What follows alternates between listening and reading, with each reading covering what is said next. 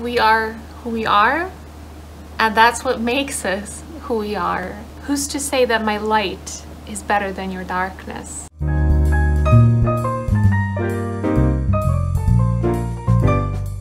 Hi, I cannot see myself right now because I usually wear glasses and I have prescription in them. So, but hopefully you can see me and everything's good. So, today I want to talk about flowers for Algernon. I also want to include a footage of me when I just finished the book, what I thought of it, and like my first reactions. And also I think I filmed myself.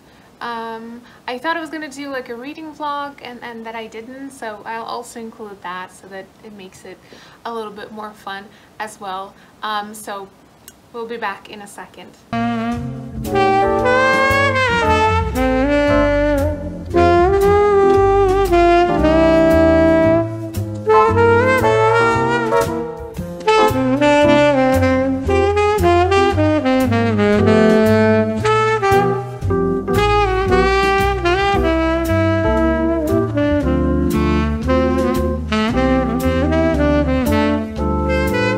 If I look devastated, that's because I'm devastated. I just finished Flowers for Algernon, and I mean, I could have saved this for a wrap-up, but I just want to give you my like first thoughts, my first reaction after reading this.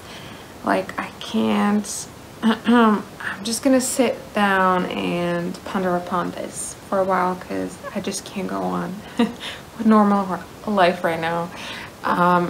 This is so powerful, such a great read. There's so much about intelligence, obviously, but also about human psychology and our society in general. And as you can see, there are so many things that I want to read out to you and I want to discuss. I'm probably going to do it in a wrap-up or something, but I just want to say that yeah, it says here on the cover, a masterpiece of poignant brilliance, heartbreaking. It says that it's heartbreaking, but I was like, no, it's going pretty well. It's not gonna be heartbreaking. And I'm here sitting like, I'm like fighting back the tears. Yeah, so good. Like a must read, absolutely. Like even if I manage to finish another book this month, this is my favorite one.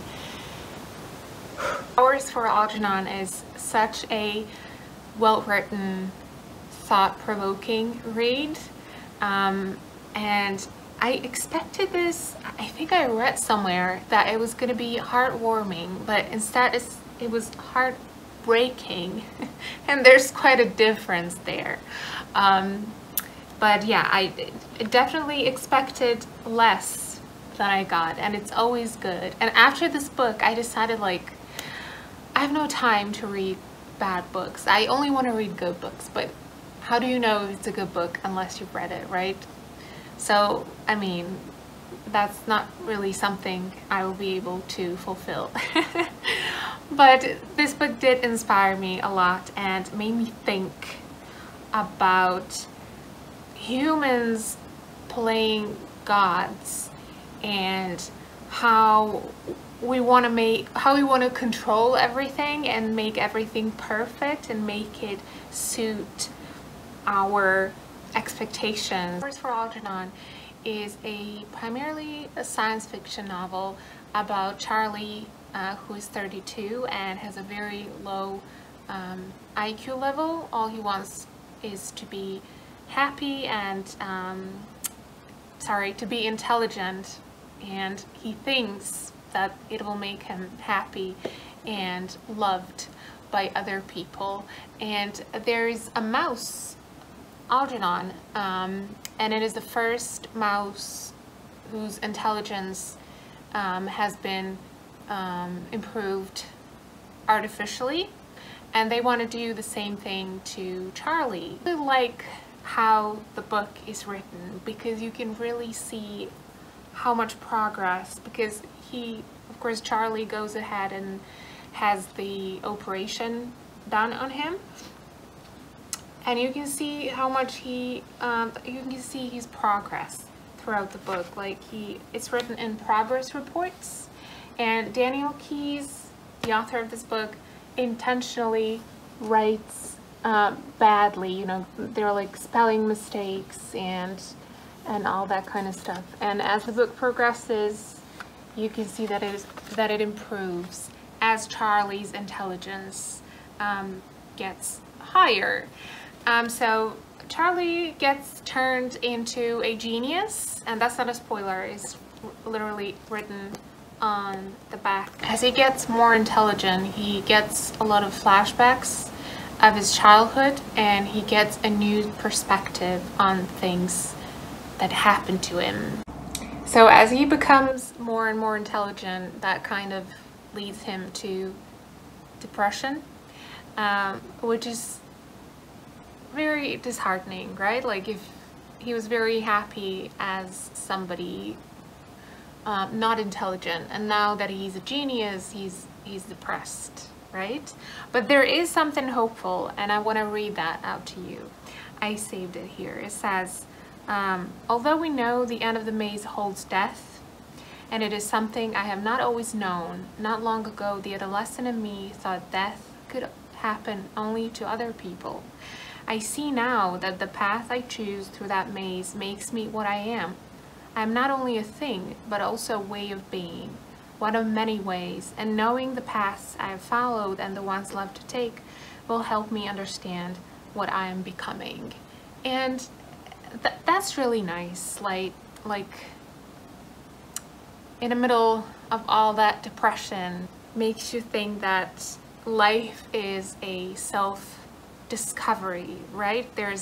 And discovery of everything. There's so much to discover. And then there's also an interesting passage on intelligence and love and affection. Charlie says, I've learned that intelligence alone doesn't mean a damn thing. Here in your university, intelligence, education, knowledge have all become great idols. But I know now there's one thing you've all overlooked. Intelligence and education that hasn't been tempered by human affection isn't worth a damn. Sorry, I really felt it. He says, don't misunderstand me. Intelligence is one of the greatest human gifts, but all too often a search for knowledge drives out the search for love. This is something else I've discovered for myself very recently. I present it to you as a hypothesis. Intelligence without the ability to give and receive affection leads to mental and moral breakdown, to neurosis, and possibly even psychosis.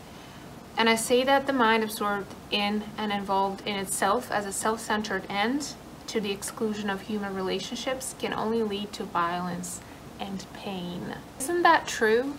Isn't that so very true? That in the end we're social beings and we want affection and we want love.